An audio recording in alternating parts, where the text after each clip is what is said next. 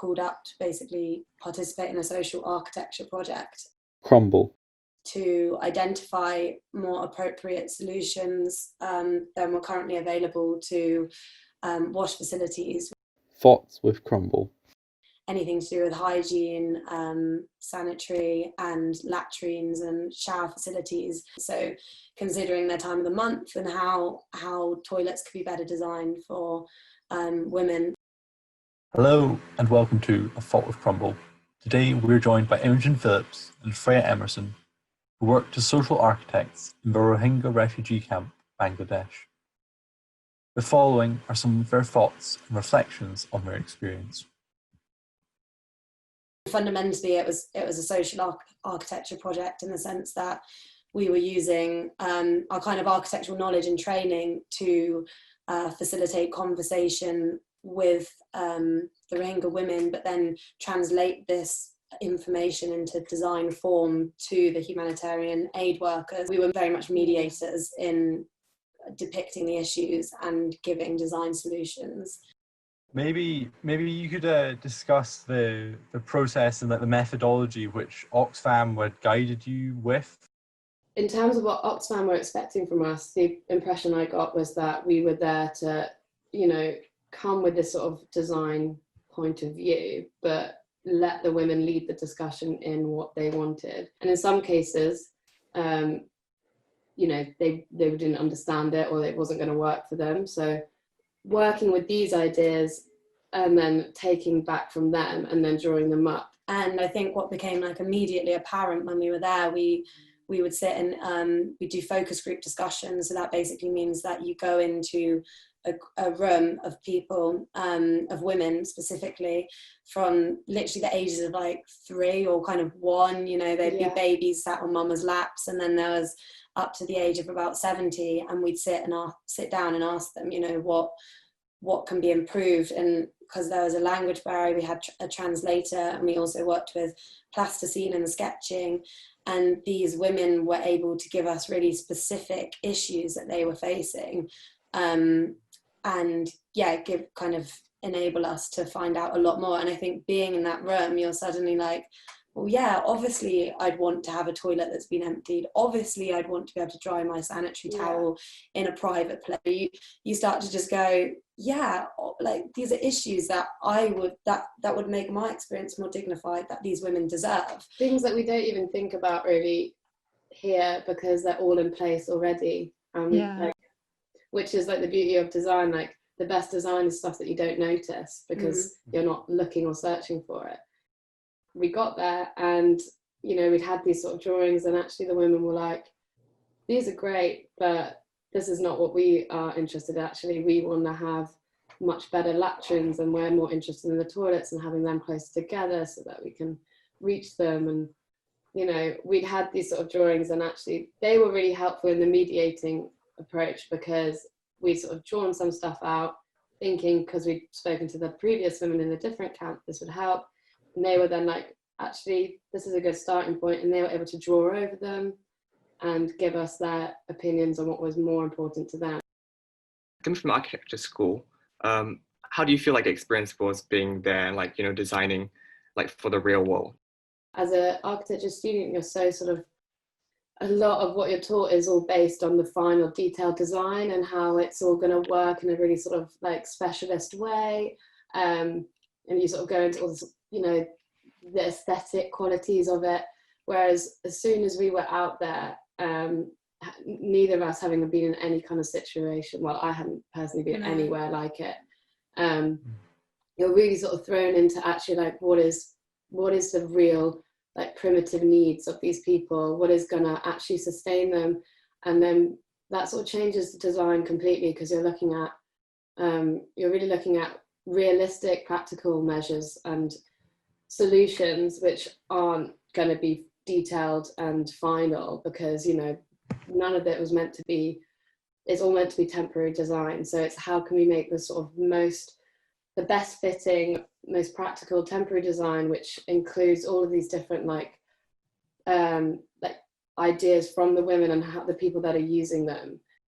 What the actual architectural manifestations, however small or mundane they may seem, how they were curated, and was it done with pre-prescribed material, and maybe just a short overview of the process. To an extent, the influx of people moving into this new area, you do require products to come in because the carrying capacity of the land and the intensity of occupation on the land requires input of new materiality to an extent to support these people and provide shelter and all these things.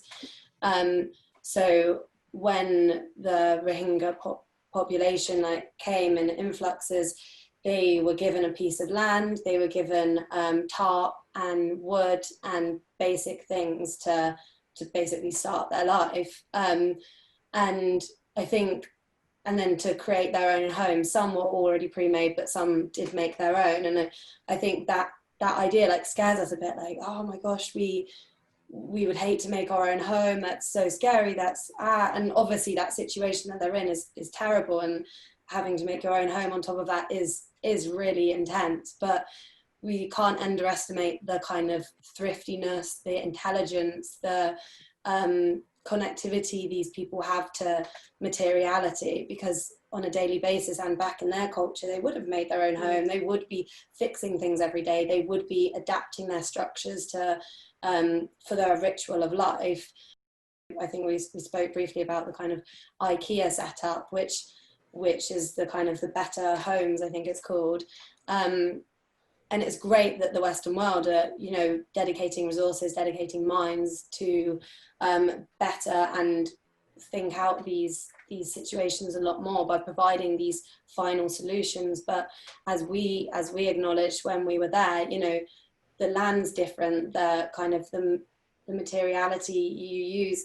If you provide a final solution like that, it makes adaptability of the structure very difficult, and adaptability is something that you need in a situation that is constantly changing. And there's no such thing as one style fits all over Yeah. there, in a way where over in the UK and the Western world, we're constantly using more modular design forms and smart living, which is brilliant and really ingenious in so many ways, but we're looking at much more long-term solutions and sort of structurally sound designs, whereas over there in a world which is supposedly temporary, despite it having lasted a lot longer than it should have done, you can't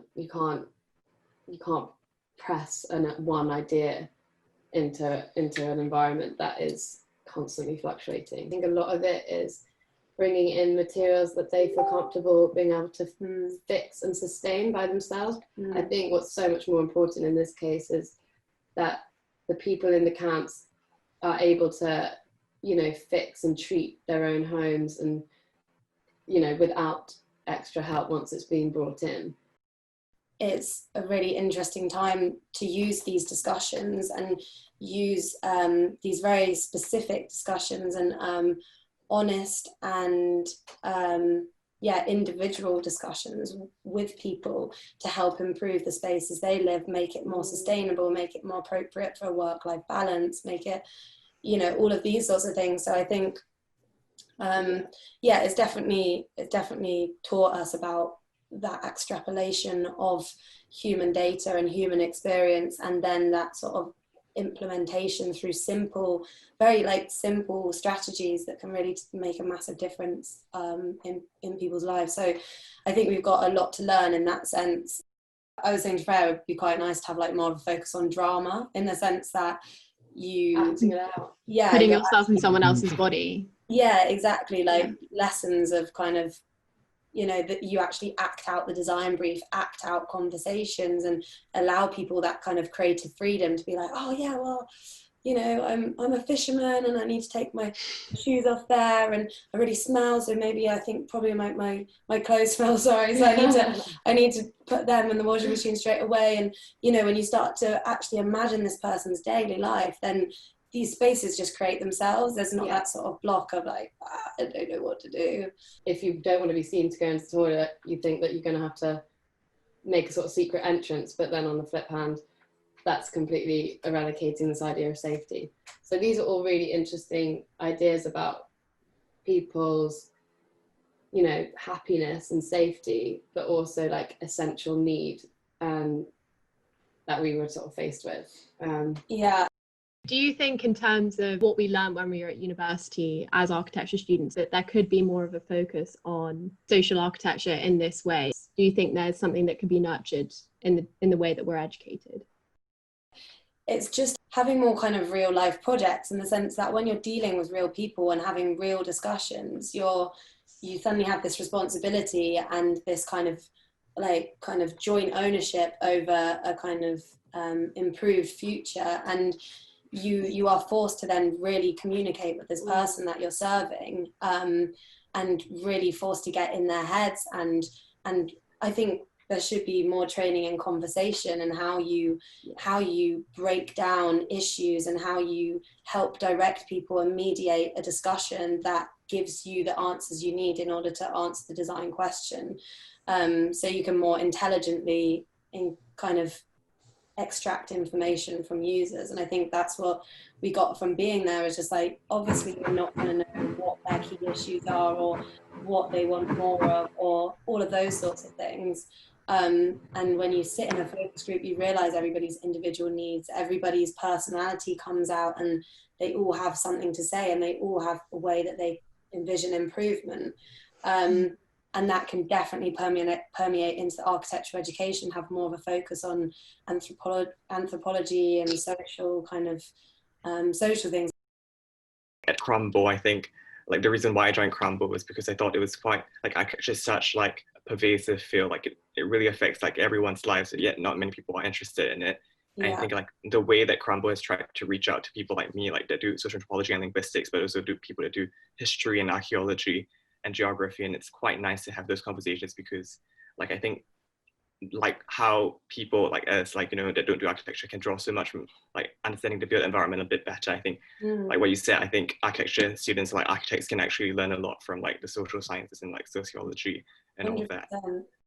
Everything cross-pollinates, and when you look more closely at the city, you realize, you know, kind of just a small example, but tube entrances, you know, there's so many steps down, and it's like it's made for the working man, it's not made for kind of a pregnant woman, elderly, young children. And then when you start to recognize all these little kind of urban infrastructures that discriminate against people, that mean they can't use a city better, it's like, this is everybody's business. Like, everybody should be involved in making a city, building a city, and the fact that it's left with one group of people, which I think it is diversifying now, and as Freya was saying, in practice you have lots of conversations with everyone, and I think that's so great that is design does seem to be going that way, that design requires everyone. But I think, it's just like the anthropological implications of the stairs being like that mean that certain people are excluded from work, and then that has a knock-on effect and ricochets through society. And then you look a couple of years later and it's like, oh, we've got a gender pay gap, we've got and it's like, well, there's stairs there, and it doesn't really favour women, or doesn't favour older. Do you know what I mean? And you realise these implications of the physical built environment that curate our reality. We went there over the space of a week, and we didn't suddenly come up with a solution to all these ideas. It was much more of, like, our job was there to lead the discussion, come up with sort of potential solutions, or like how it might something might work in this camp but wouldn't work in this camp because the terrain is different or the needs are different, and sort of accumulate all that information from our discussion groups with the women, and then send that back to Oxfam. Thanks for listening to our daily thought. We thank Architecture Fringe for the opportunity to share these with you. Crumble is an architecture magazine based in Edinburgh, which is created by an interdisciplinary collective of students. We aim to blur the boundaries of a discipline and explore architecture's relationship to society, culture, and the wider world. For more information and to view our current content, visit crumblemag.com or follow us at crumble.mag on Instagram. I'm Holly Gramazio. Crumble. I'm a curator and game designer. Thoughts with Crumble. And I'm particularly interested in games that have some sort of existence within public space. Hello and welcome to A Fault with Crumble. Today, joining us is Holly Gramazio, a game designer and curator whose work looks at getting people to engage in environments through play. What drew you to public play in particular? I think it might partly be that I did move to London from Adelaide, and Adelaide is a lovely city, but it's fairly small. It's about 1.3 million people, I think. Everyone who lives here builds up a sort of a very dense personal history with it. It's one of those cities where you can't really walk down a street without running into someone you know. And then I moved to London, where everything was very unfamiliar to me, and started playing some games, some sort of physical games that some people had organised as part of a festival, and also just generally sort of sitting around in parks and playing games with friends. And it made me feel at home in a way that I hadn't previously, and made me see different connections between parts of the city, understand how it all fit together. So that definitely helped. There was a project that I did as half of a tiny company called Maths and Marco with my colleague Sophie Sampson, called One Easy Step, which was at the Quad in King's College in London. And we were really fortunate with that project because they let us do a couple of weeks of trying out ideas in the space and seeing how people responded. So we would put different masking tape patterns down on the square in the middle of the courtyard, then go and hide on the 7th floor and just spend hours looking out and seeing how people responded to that, trying out different ideas, different weird objects, writing rules on the ground, just putting shapes and not having any rules, seeing what worked and what made people change the way they moved through the space and what didn't. And that was really, really great to be able to do. Something that I'd love to be able to do more of. That sort of approach to game making in public space, very strongly influenced by reading The Social Life of Small Urban Spaces, and that sort of very observational, I guess data driven, but still personal and story driven way of looking at spaces and how people move through them. It's really nice to hear that you've accumulated this rule set of how to create a game. And I guess that no one taught you how to put all that together to become a game. So how did you work it all out? So I've obviously played lots of games and read about game making and taken useful stuff from other fields, like David Hammond's, whose public art is incredibly engaged in the space in which it exists and is kind of reinterpretation or a representation of that space and fits within it. Like most famously his sort of early 80s piece where he set up amongst a load of street vendors selling snowballs, and that thought to how does this appear, how does it fit with what else is going on in the space. So lots of work in fields that aren't strictly game design, but which are still incredibly informative in terms of ways to think about how to make work for public space, especially work that people aren't coming specifically to see, but instead are stumbling across. For specifically making physical games, a lot of the learning that I did around that was while running an event called the Sandpit, which was a playtesting event in around 2008 to maybe 2012 or thereabouts, where we had 50 or so different events over the course of 4 or 5 years, where people who were usually people working in arts fields other than game design who were interested in making games but didn't necessarily know the processes of doing that. It was an opportunity for them to try out ideas, get people along to play them, and the people would know that these ideas were new and wouldn't necessarily work, but it was a play test, which was a game design term that I learned very quickly. But also we could play each other's games and learn from that. And I started curating that event with Alex Fleetwood of then of Hide and Seek before I really knew what I was doing. And then through running that event, which initially only had 25, 30 people come along to it for the first few, and seeing how games worked and thinking about how to improve the games and improve the overall experience of the night, and doing lots of reading around other forms of game design, because there's a lot of writing about video game design and board game design in particular, even if there's less around physical game design, and how that could be applied across to public space games and event games. In your project Park, you worked with a number of different organisations to create a collection of small games inspired by the King Edward Memorial in London. Could you tell us a bit more about the project and the process of co-design? Yeah, absolutely. So Park was in King Edward Memorial Park, which is having various works done within it that were going to be surrounded by hoardings over the course of 2 years. And so we were invited to design a series of 20 or so prompts for play and games that people could play within the park to put on the hoardings and present an alternate vision of use of the park. So we also worked with an illustrator called Mick Marston, who did some really gorgeous designs which took elements of the park, like the animals and the trees and the benches and so on, and reflected them in a stylized and heightened way on these hoardings. And then we put, again, these little 2 or 3 sentence suggestions for game rules that drew on the specifics of the space and the nature of the activities that went on there. And to design them, we made some of them up ourselves. We got some of them through research into games that were historically played in that area over the previous 100 years or so.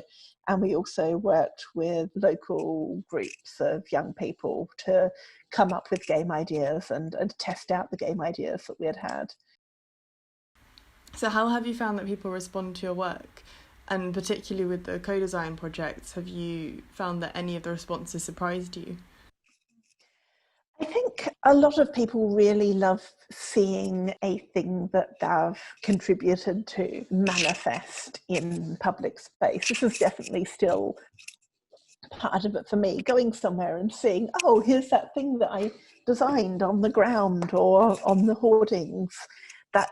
Or oh, here's 50 people gathered around some mirrors and a violinist and a clarinetist because of that game that we designed. Neat. Like, that's incredibly satisfying. So I think when people have been involved in the design process, as long as it's done in a way where they do feel like they have some ownership over the content, then they tend to get very excited to see that manifested in the world. How can game design help us interact more with the built environment in public spaces? I would absolutely love it if there was more intersection between game design and architecture. Almost always when I'm involved in making games for public space, sort of turn up long after the architects are done and sort of look at the space that we have and figure out what's interesting and unique about it, and then figure out how a game can respond to that. I worked on a game called 99 Tiny Games, which was 99 small site-specific, purely physical games, 3 in each of London's 33 boroughs, where we just designed rules in 2 or 3 sentences. Like, there was one game where you looked down off a balcony and both picked a pedestrian and raced your pedestrians from one side to the other. Really simple, often silly things like that. And the course of designing that was essentially a summer of standing in different parts of London that we'd been given by the councils to put a sticker down in, going, what's interesting about this space? What's strange about it? What can I see from here? What are the paving stones like? What signs are not in other parts of the city? And try to find things that we could draw on to highlight in the games. But the idea of being involved earlier on, while some of the decisions about what's interesting about the space and how is it made and how do people interact with it, while those are still being made, is definitely a really exciting one. Most of the stuff that I've worked on has been in place for relatively limited amounts of time. So, for example, the final version of One Easy Step was put in place for, I think, 10 days. So some mirrored plinths with sort of games on those and quite dense ground patterning that went down and then came back up just under 2 weeks later. There are architectural features that encourage certain types of play. Like, we all know that fountains that come straight out of the ground encourage people to do playful things and engage with them in different ways. And you can sort of push that further, as someone like Jeppy Hine does with the fountain grids, the appearing rooms sculptures that with essentially walls made of fountains that come up and come down and kind of invite people to dash through them and try to avoid getting wet. Or you can just have those fundamentally playful objects and have people engage with them. You have columns which sort of encourage hide and seek if they're dense enough. If you have enough columns, then if you hang out and watch how people engage with them, then you get people spontaneously playing and lurking behind stuff.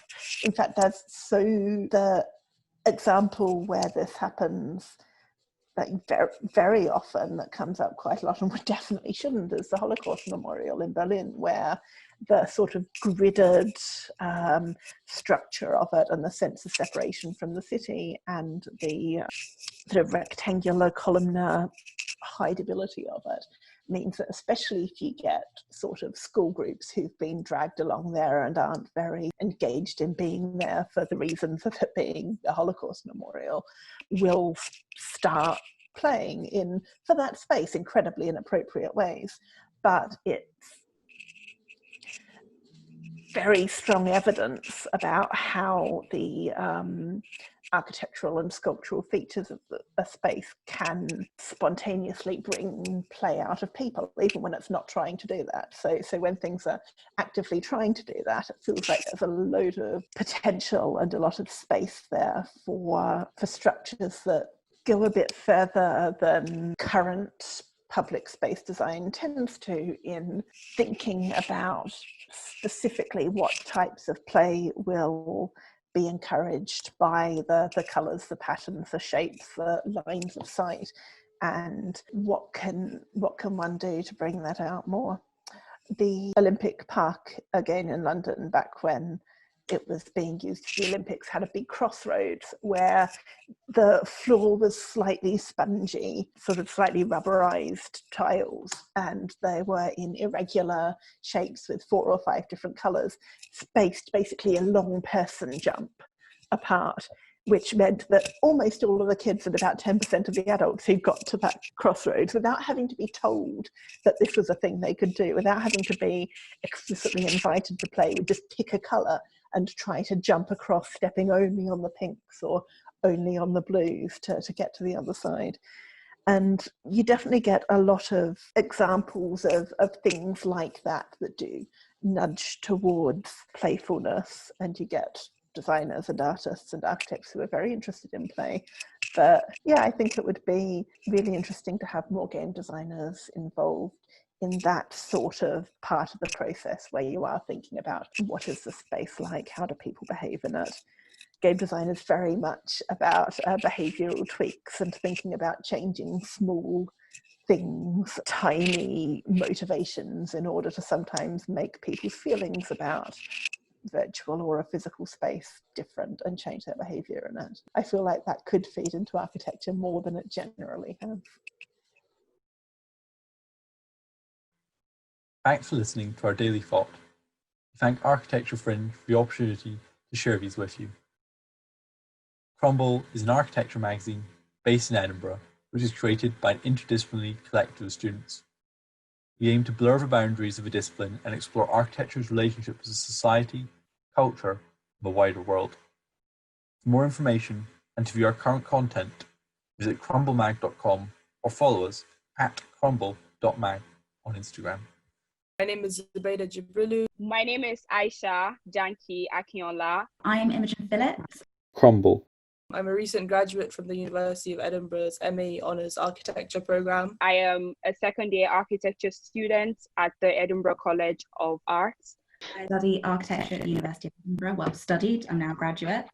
Thoughts with Crumble. And I'm mixed race. I'm half white, half Ghanaian. I'm also mixed race. I'm British Nigerian. And I'm originally from Nigeria. Hello, and welcome to A Thought with Crumble. Today, Zubaydah, Jibrilu, Amy Felix, and Aisha Akinola bring you some thoughts and experiences on racial discrimination in architectural education. The recent developments with the Black Lives Matter protests has highlighted how racism and discrimination persists under similar conditions as it did several decades ago. The conditions following the UK's colonial legacy and an increasingly interconnected world has created multicultural landscapes populated by people from different racial and cultural backgrounds. Unfortunately, the well-being of people of colour continues to be hindered by the presence of systemic racism and discrimination. A lack of education on racial prejudice and discriminatory practices has resulted in the insidiousness of racism. While overt practices are still in place, little is done by the majority group to hinder such acts. The systemic nature of racism means that it manifests in a variety of ways and can affect Black and minority ethnic people differently. It's a very profound truth that architecture is a tool that triggers memories, emotions, and thoughts, and it is therefore important for us to understand the significance that comes with educating on and creating spaces that shape other people's experiences of the world. The design and creation of built environments is a social and cultural responsibility, and it is necessary for us as architects and designers to understand the role we play in serving the people that will ultimately inhabit and interact with the discourse we engage with and the buildings we make. Being a minority within a predominantly white environment can be incredibly daunting. Black and minority ethnic students within architecture are faced with a lack of representation in the content they receive and the people they are taught by.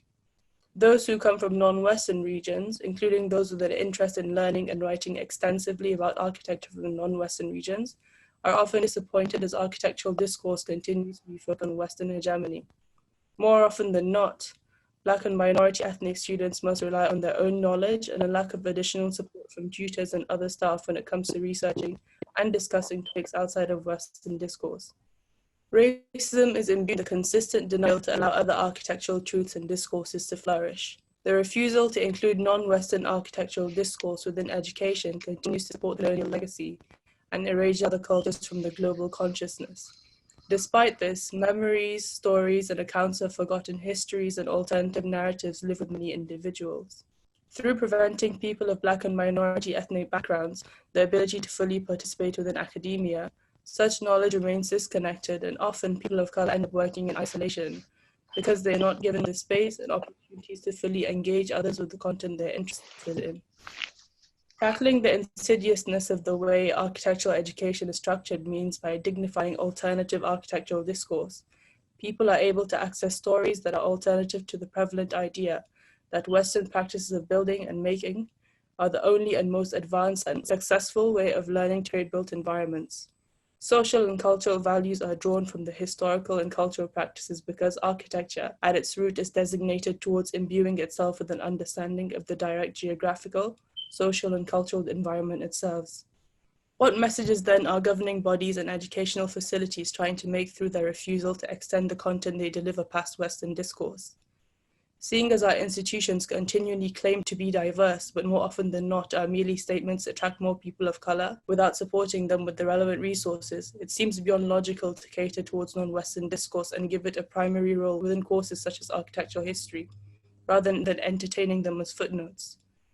Changes such as the inclusion of a wider range of books and resources all contribute towards reversing the marginalization of Black and minority ethnic issues within architecture.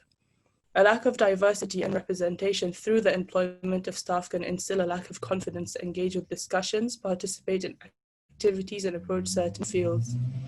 Subtle forms of racial discrimination, whether consciously or subconsciously, such as the failure to promote, mentor, or simply engage with persons of color, all contribute towards the continued marginalization of people. Finding the courage to speak within a room where you are a minority is no easy feat.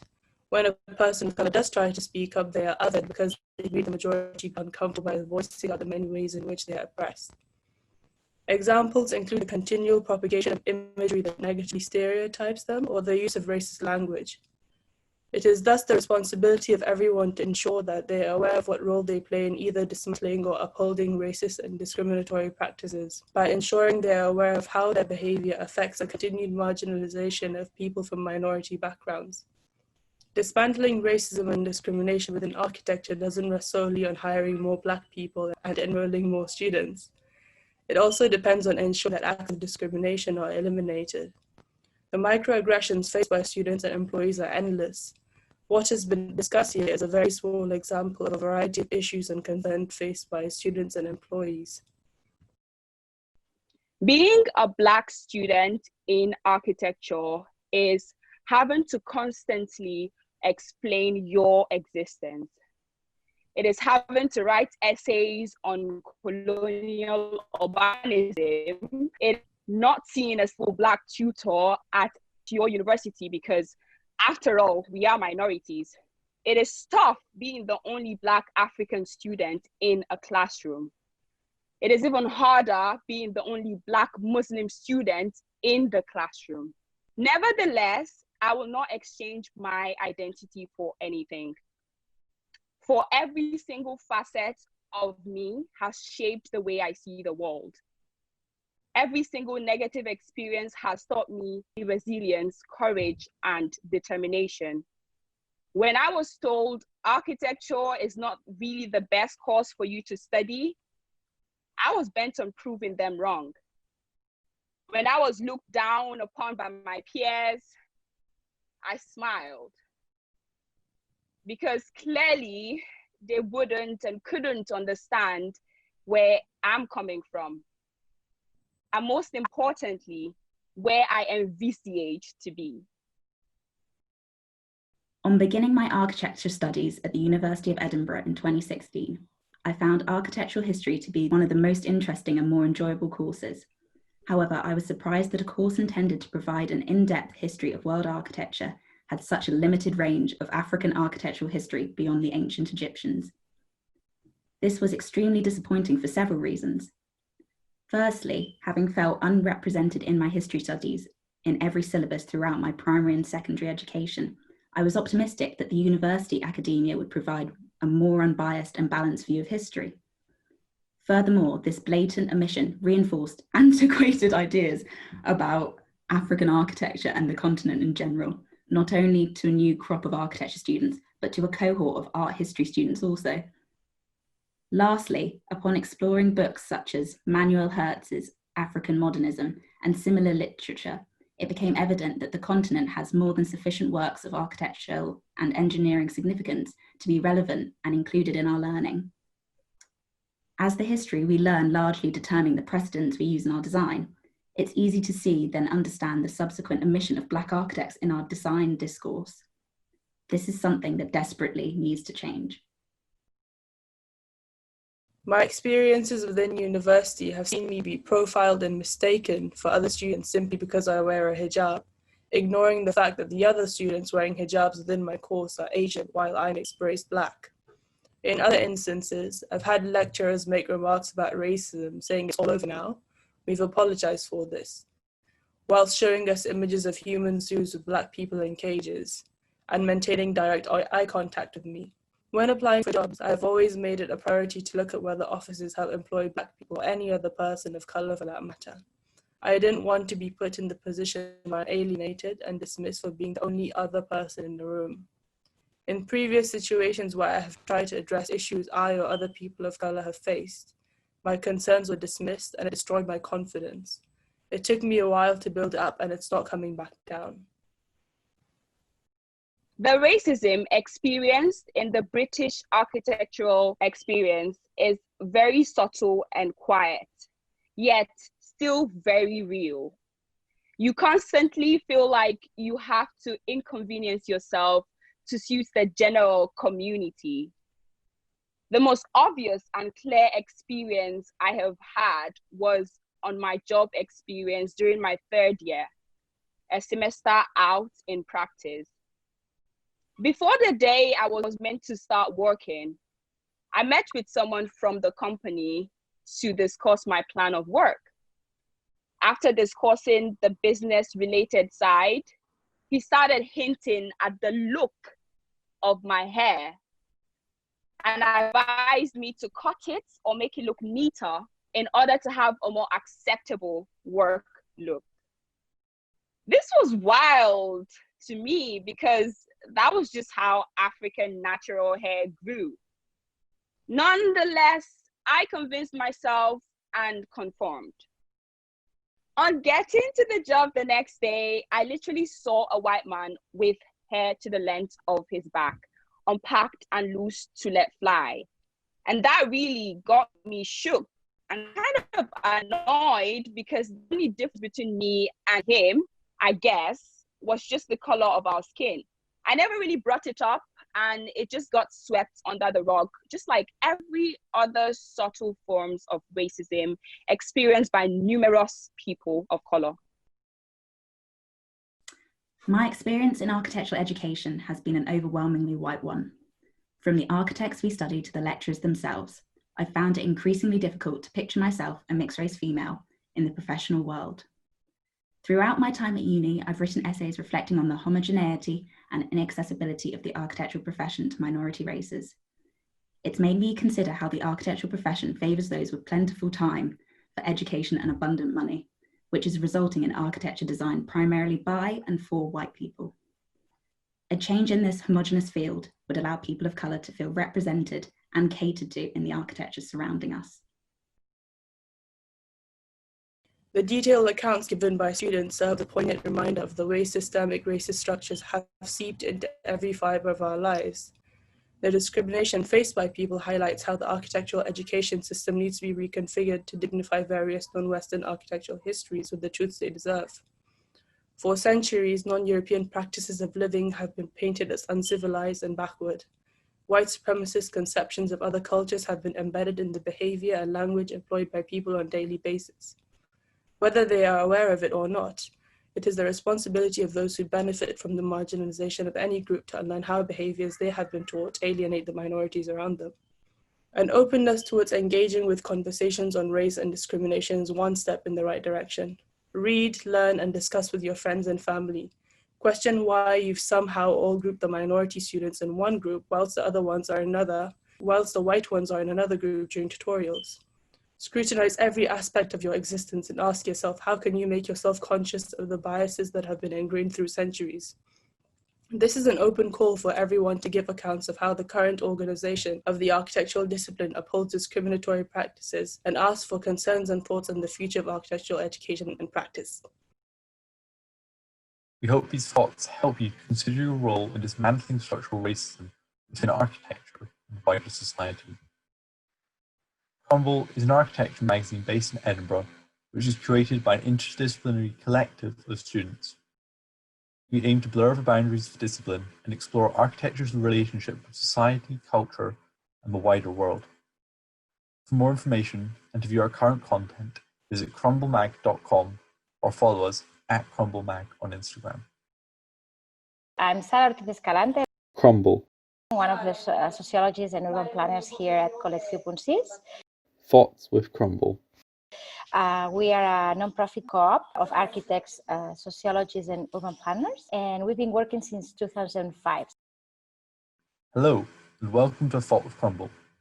Joining us today is Sara Escalante from Collective Punt 6, a Barcelona-based group working in the realms of architecture and urbanism from an intersectional gendered perspective. We hope you enjoy their thoughts. We do a variety of projects, doing from capacity building to municipal staff working in planning projects, and also capacity building to neighborhood urban organizations or women's groups. We do also like actual architecture and urban planning projects. We facilitate a lot of participatory processes and community engagement to in the process of the assessment and planification of a new space, a new facility, a new housing, things like that. And we also do a lot of activism and awareness raising. And we also have a part of our work is doing research. Most of it participatory action research from a feminist perspective. Maybe you could just start with how your gendered perspective and approach is taken into consideration.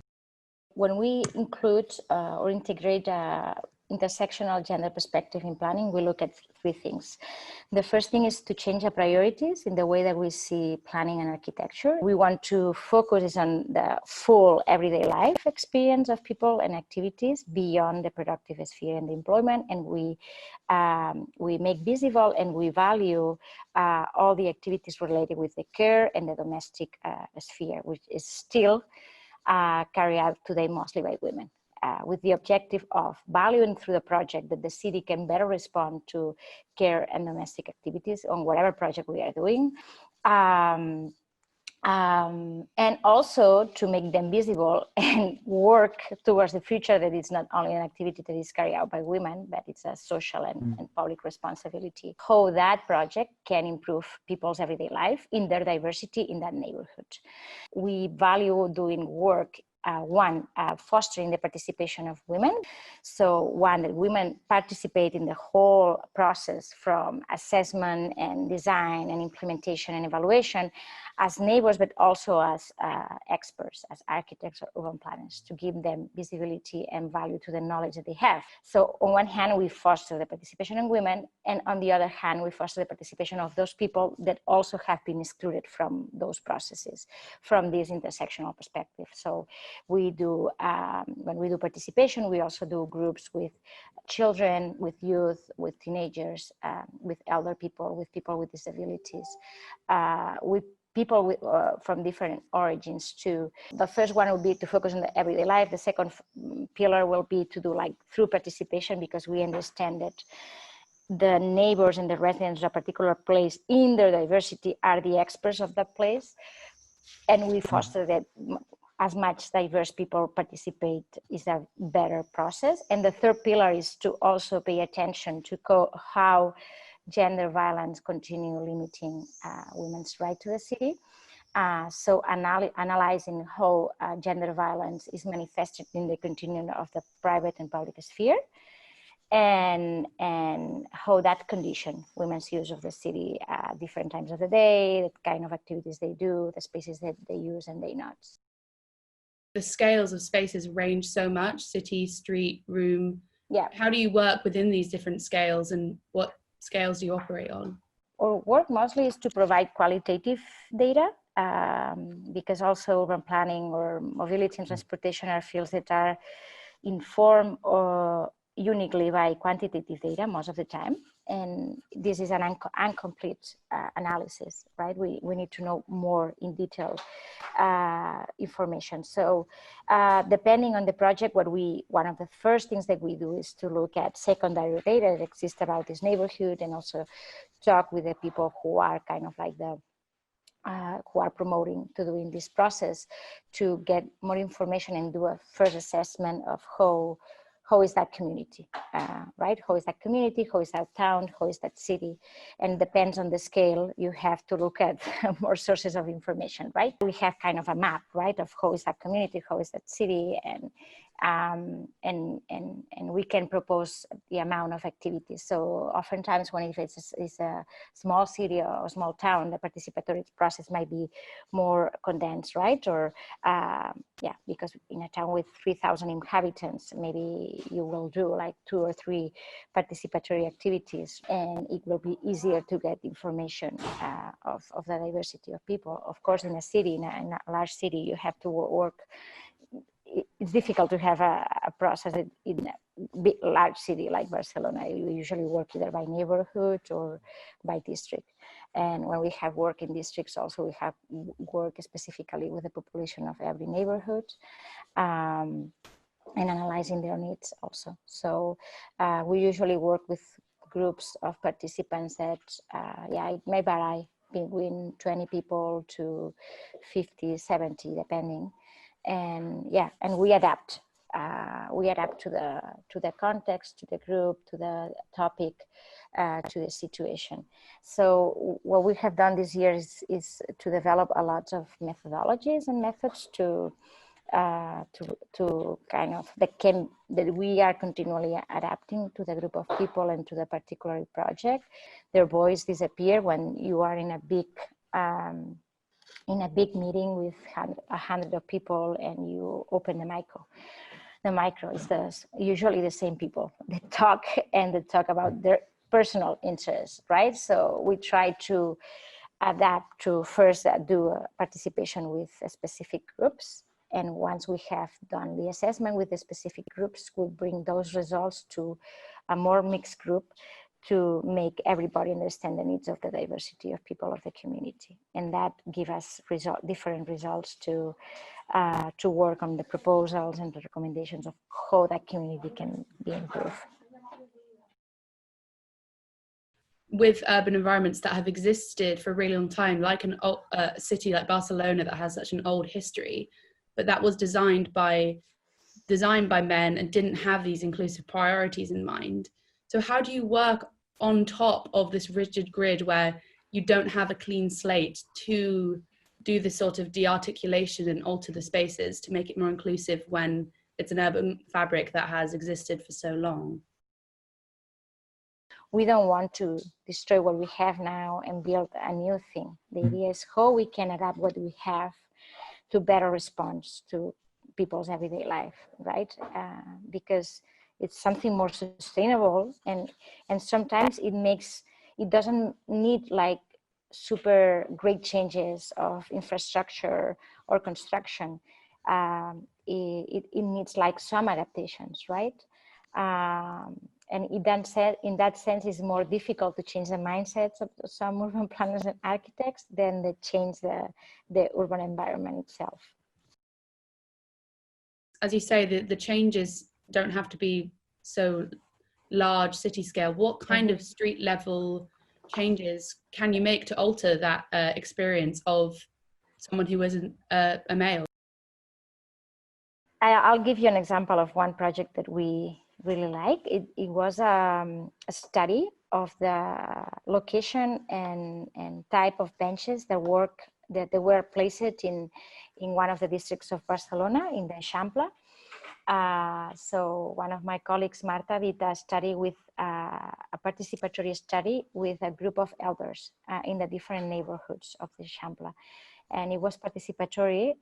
They mapped where there were the different benches, and they mapped where there were a need for more benches in relation to the different activities they did for their everyday life. For example, where did they go to take the bus or the train, and where is the bus stop, etc. Where is the health center, the community center, the elder center, where is the different kind of like stores that they go to do the grocery shopping on a daily basis and things like that.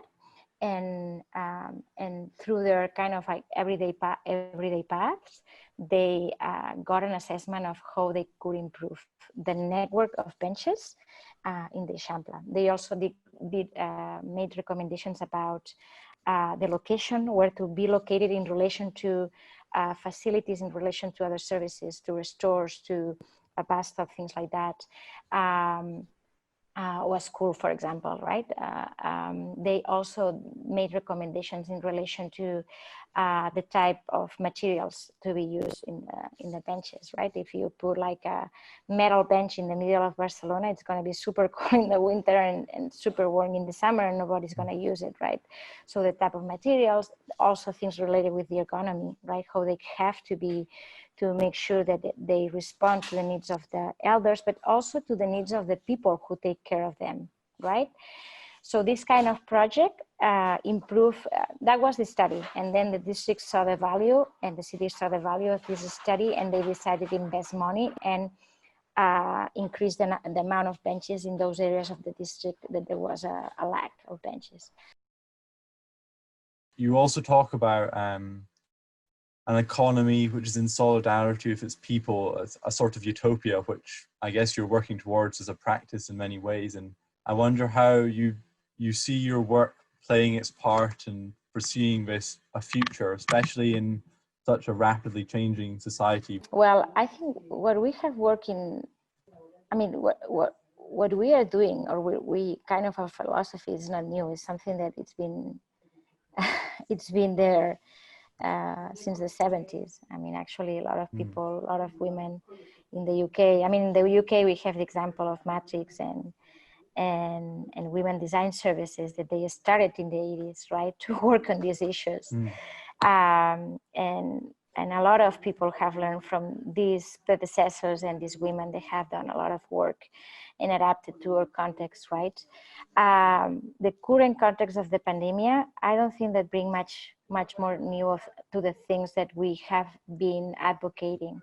What we think it makes more visible the issues and the problems that from a feminist perspective we were exposing.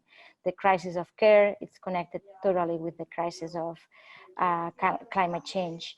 And climate change discussions have not responded to the care crisis, but now it arrives this health issue, and we realize that we have a society with a huge care crisis, right?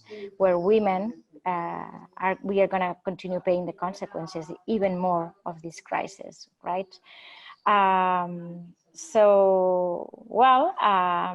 It may be an opportunity to make it visible and change things, or it may be an opportunity to get it worse, to go backwards. I think it depends on who we have as leaders and politicians, which is much of a worry in many countries. Where still we have countries dominated and led by men who are full, but nobody kick them off from their seats, which is, if they were women, I'm sure that they were not there anymore. But also the change has to come from civil society and how civil society can organize and pressure for changes, right? So I don't know if that's a clear answer, but mostly it's an opportunity to change things. But at the same time, I'm not super positive that now we're going to change the system, because to have changes, we have to change the economic system, the capitalist system. We have to get rid of this patriarchal system, colonial and racist system that we have in our society, which is in huge crisis right now. But again, they are powerful systems that always surrender and survive and float again. So we'll see. We'll keep working. We'll see. We can be positive and We'll keep working. But on the other side, I don't see that my generation will see the change, unfortunately. Thanks for listening to our daily thought. We thank Architecture Fringe for the opportunity to share these with you. Crumble is an architecture magazine based in Edinburgh, which is created by an interdisciplinary collective of students. We aim to blur the boundaries of a discipline and explore architecture's relationship to society, culture, and the wider world. For more information and to view our current content, visit crumblemag.com or follow us at crumble.mag on Instagram. I think what's been great about the uplift in architectural culture here in Scotland Crumble is a really strong commitment to society, essentially. Thoughts with Crumble. And kind of communicating, exploring our space within that beyond our own training. Hello and welcome to A Thought with Crumble. To conclude this short series, we're joined by Andy Summers from Architecture Fringe to share some thoughts on changing rhythm and what this means in the context of the global pandemic. Changing rhythm, the breaking from everyday habits, the adaptation to a new societal norm and complying to a rapidly changing set of rules have defined the past few months. The COVID-19 pandemic will ultimately define recent history and the futures we construct, and is undeniably a direct result of the pressures we as humans have placed on our planet's natural environments. Arguably, so much of the global population has never seen so much instantaneous change in the form of lockdowns and travel constraints. And as countries slowly emerge from such conditions, we must be prepared to question these changes in rhythm for our lives at a variety of scales. At Crumble, we have found ourselves in a change of rhythm away from our schedule of publishing, one where we're able to look back on the work of previous issues and bring some of these conversations back into current contexts and discussions. Ironically, we find ourselves in a position where our provocation of the delayed fifth issue moment movement has far greater weight than it ever did in a pre-COVID world. We look forward to the point where we can share the magazine with all and re-engage in its varied discussions. The changes to both the everyday and the incidental have created space on an unparalleled scale to drive movements such as Black Lives Matter forwards. We must ask ourselves, what is so different now as to what it was beforehand? And not just in relation to structural racism, but for patterns of everyday life which we reportedly no longer wish to return to. This period of reflection and collective urgency will undoubtedly mark a significant moment in the search for utopias of gender and racial equality, a decarbonised economy, and a greater recognition of our relationship with our surroundings. Whilst the immediate action may not be felt, the pursuit of these realities must continue to be fueled, for it is only with collective agency that we can create new societal structures and ways of living. These brief thoughts on changing rhythm are in discussion with both the current context, but also a nod to the title of Architecture Fringe's statement of last autumn, which laid out their new operational basis for a Festival of Architecture in Scotland. We thank them for their opportunity to share with you this week daily thoughts from discussions we've encountered with our recent work, and would like to conclude this short series with some thoughts from Architecture Fringe themselves on what changing rhythm has meant both in and out of the context of the global pandemic. So, you could have probably never foreseen last autumn that changing rhythm, so per se, would be so relevant in the coming year. Perhaps you could outline your thoughts on your current projects and what the future holds for Architecture Fringe. Sure. Thanks for chatting with us. We appreciate you being with us as well. Well, when we made a decision last year to try and change rhythm for the Architecture Fringe, obviously we didn't know what would be happening in this current time. Why we did that was because the Architecture Fringe, we started back in 2015, and it took us a year and a half to prepare for the inaugural Architecture Fringe in 2016. And obviously it takes a lot of time and effort to organise the festival because we are all volunteers. A lot of people actually still don't necessarily realise that, which is a compliment, but we are all full-time workers with family commitments, and so everything we do with the Architecture Fringe is in our own time, and that time is highly pressured. So as we sort of kicked through the 2016 festival into 2017, 2018, we kind of got into an annual rhythm of work. Essentially, we would finish in the June or July and have 2 months off, and then kind of kick off for next year in the September or the October. And after doing that for 3 or 4 years in a row in our spare time, essentially, it was really becoming unsustainable for us as people, really. And also feedback from the Open programme was that people were getting a little bit stressed in terms of finding time to organise. So we kind of really took the decision to change rhythm to a 2-yearly model. And the whole point of that really was to give us time to kind of sort the Architecture Fringe out, really, in terms of we've been working hard since last year on our structures, on our manifesto, how we work, re-evaluating our methods of production.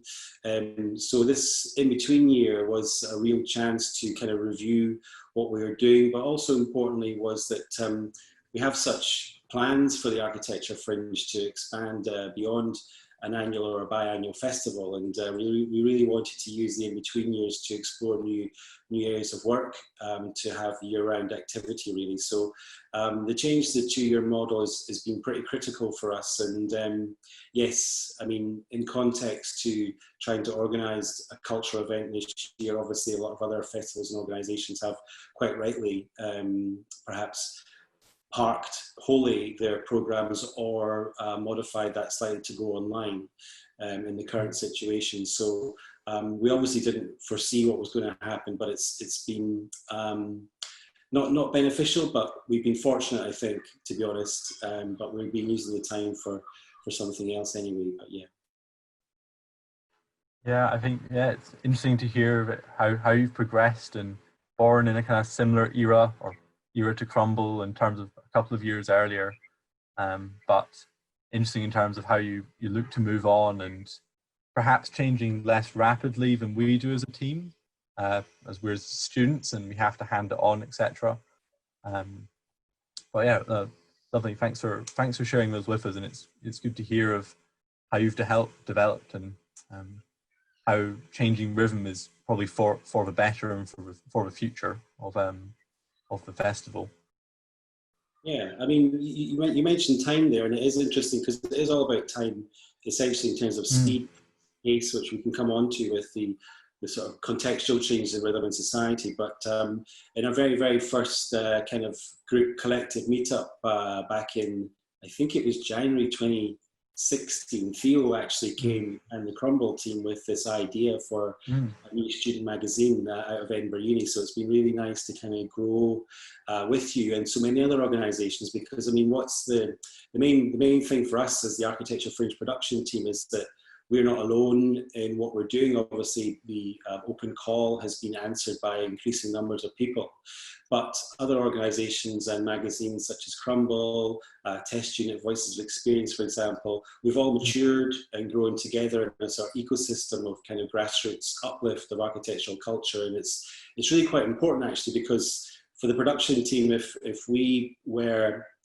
not on our own necessarily, but you know, we do rely on energy from other organisations and ideas, and it's such a lovely thing that the Architecture Fringe has perhaps been a catalyst for other work to come forwards, and then Crumble's kind of been there since the beginning. Yeah.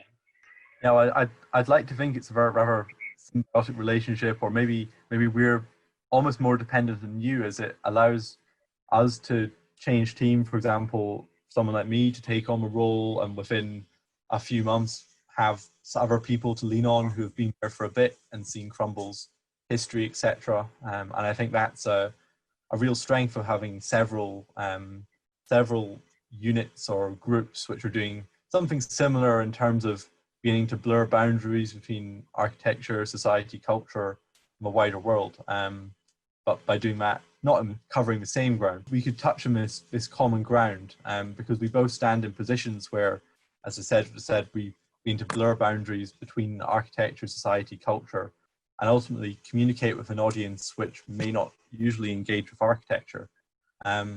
So maybe what makes this common ground so essential for Architecture Fringe, or maybe is this something you've considered even?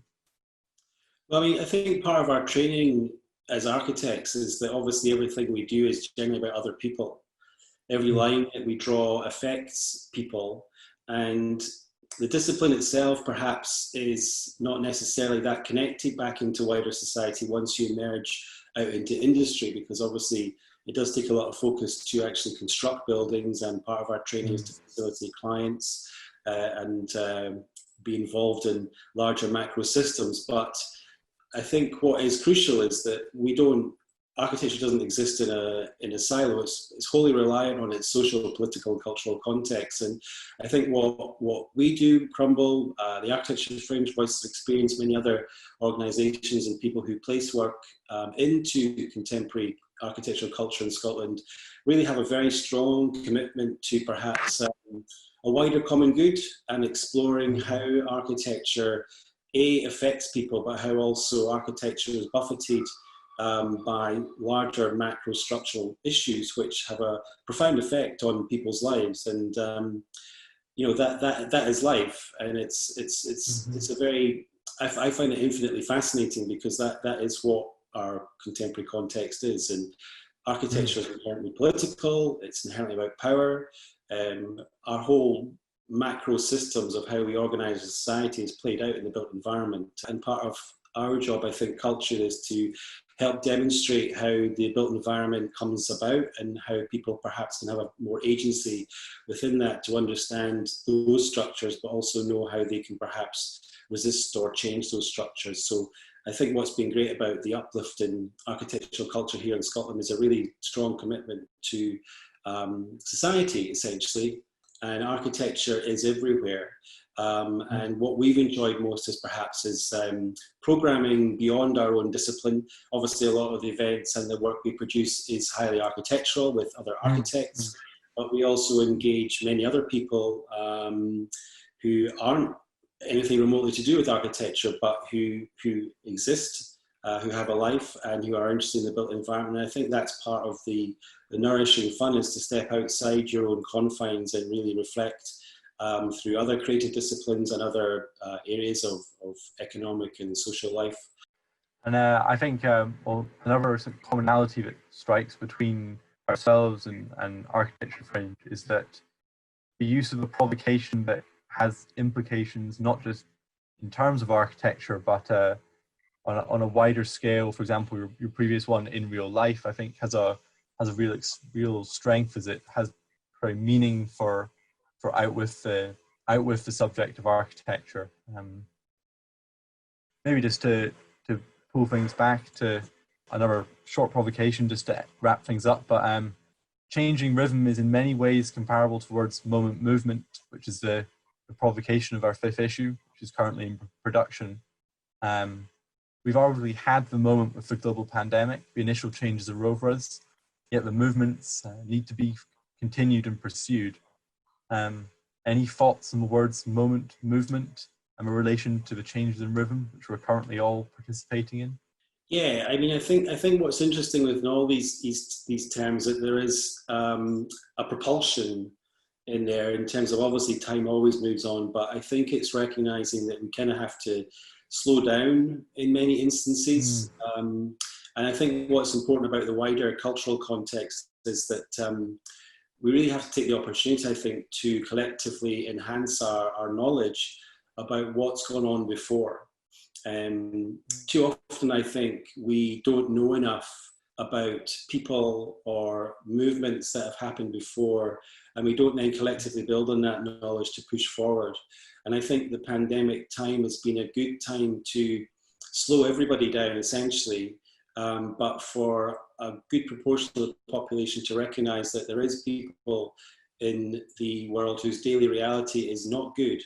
And collectively, I think that time to remember and research and build connections, I think, for a sort of collective nourishment about where we've come from, how we've got here, how we can work together to go forward is pretty crucial, because we do end up sometimes acting with very little knowledge about what's gone on before, and we really need to nourish ourselves intergenerationally, especially if you're an activist in the built environment, to really pull that knowledge forward and have it as an active part of your armature, because to really achieve progressive change, we do actually need that. Otherwise, we're just going to go around in small circles, really. So the words you choose are really interesting. And what I read into them was about a pace, actually. Thanks for listening to our daily thought. We thank Architecture Fringe for the opportunity to share these with you. Crumble is an architecture magazine based in Edinburgh, which is created by an interdisciplinary collective of students. We aim to blur the boundaries of a discipline and explore architecture's relationship to society, culture, and the wider world. For more information and to view our current content, visit crumblemag.com or follow us at crumble.mag on Instagram.